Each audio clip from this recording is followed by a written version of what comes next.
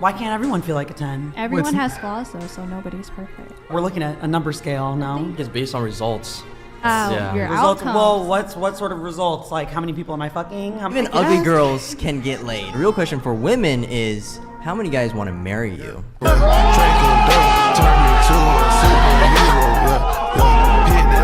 These women are living in some fantasy world. They expect every woman to be a perfect 10, but when it comes to men, suddenly being a 10 is impossible. It's crazy how a fat 4 out of 10 girl on a podcast will still reject a 5-foot man just because he asks her out. She'll probably call him creepy or something. Now, I get it, being born unattractive isn't anyone's fault.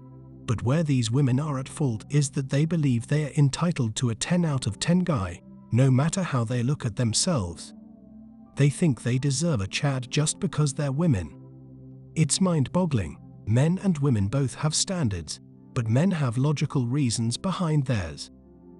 Let me break it down for you. Men don't want to marry a woman who can't take care of her health, like a fat woman.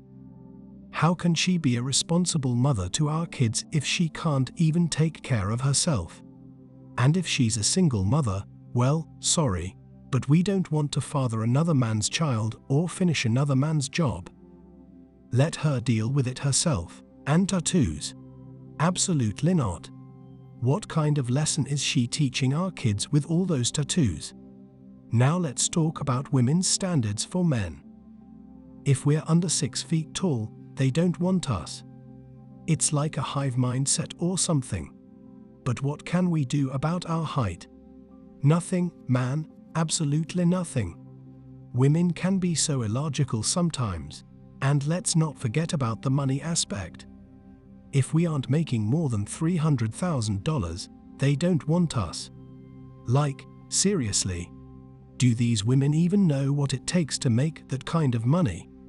But you know what, man, when we eventually start making those figures, we won't want them. We'll have our pick of the crop, and we won't settle for women who only care about our bank accounts. High value. In order to get a high value man, you have to be a high value woman, which means you need to do things that other girls don't do. So for example, do you go out to clubs or bars? No. You're on OnlyFans though? Yeah. Okay, that isn't something a high value woman does. Doesn't matter. OnlyFans is known for that. And you're associated with it. So if you associate yourself with the wrong crowd, people are going to take you and put you in that wrong crowd, even if you're really not. So you have to continue to be a high value woman, but you can't do that if you're subscribing or having men subscribe to what you're selling on the internet. I'm just trying to make my money. There are other ways to make money. Okay, so I don't know what to tell you. If you have a problem with me having an OnlyFans, I don't know. Do you want me to delete it or something? You could do whatever you want. You could do whatever you want. I'm just letting you know. You know what really gets me chuckling? Those OnlyFans girls desperately seeking love and attention. I mean, you're charging $25 a month for men to see your nakedness. Talk about a massive red flag. You claim you're just trying to make some money, but let's be real here. You're using manipulation and preying on men as your money-making strategy. Myron hit the nail on the head during one of his podcasts. If you're engaged in something that you can't even be honest about with the man you truly desire, then it's probably not something you should be doing in the first place. Take OnlyFans, for instance.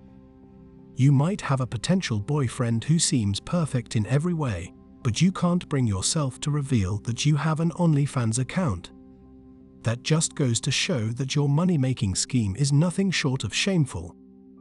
If you genuinely want a high-value man, it's time to delete that OnlyFans account, pronto. I mean, everyone's got their hustle, and we all need to make a living. But there's a fine line between genuine entrepreneurship and resorting to tactics that compromise your integrity. A high-value man, the kind you claim you want, is not going to be impressed by those kinds of games. He's looking for authenticity, someone who's not afraid to be real and upfront about their choices and actions.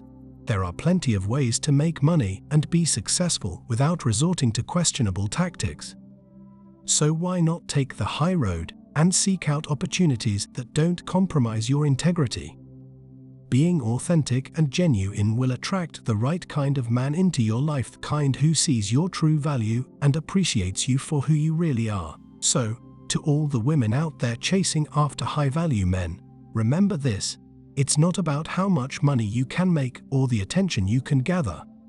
It's about being true to yourself and finding someone who genuinely values and respects you. If you can't share your endeavors openly with the man you desire, then it's time to reevaluate your choices and start making moves that align with your true worth. We have to stand up for this girl and safeguard her interests. Let's face it, the gender pay gap is a myth. It doesn't really exist.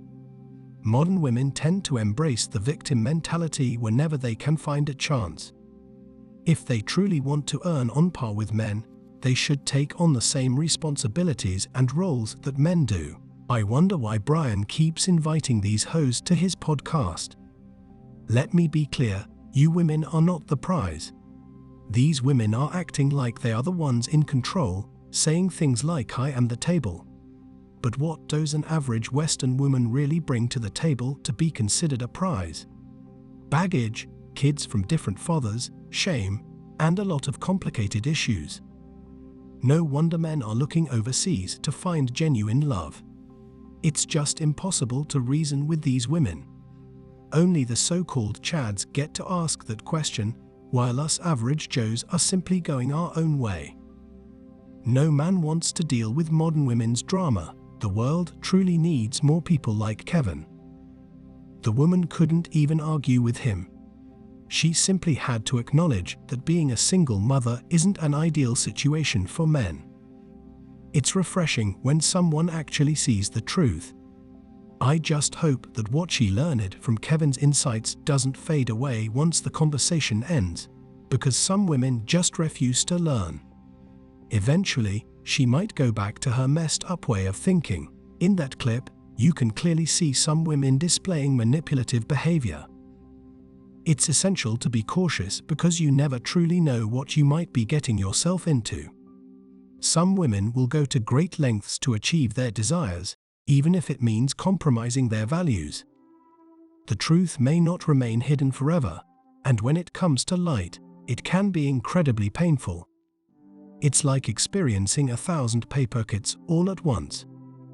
The man may eventually discover the truth, but he might feel powerless to do anything about it. He might feel compelled to stay because of his children and the fear of a difficult divorce. One of these days, I'll create a video on how to identify signs of female manipulation. No man should have to live in such an unfair situation. I had an ex, yeah, and he was very toxic, so. Can you please tell us how he was toxic? So, he brought his religion too much to our relationship, and he tries to, like, I feel like I'm a person that it's very ongoing, and he just to be very shy, so he just to like tell me, don't wear this, don't try to go out, don't do this, and That's toxic? yeah, for me it's toxic. Like when they say, oh, he's toxic or insecure, I love to ask them, how so? And honestly, that doesn't sound toxic to me. That sounds like having boundaries and not wanting his girl to be a slut. He was a man of God. I'm speechless. They need to be serious. And that's it for today on Sigma Traits.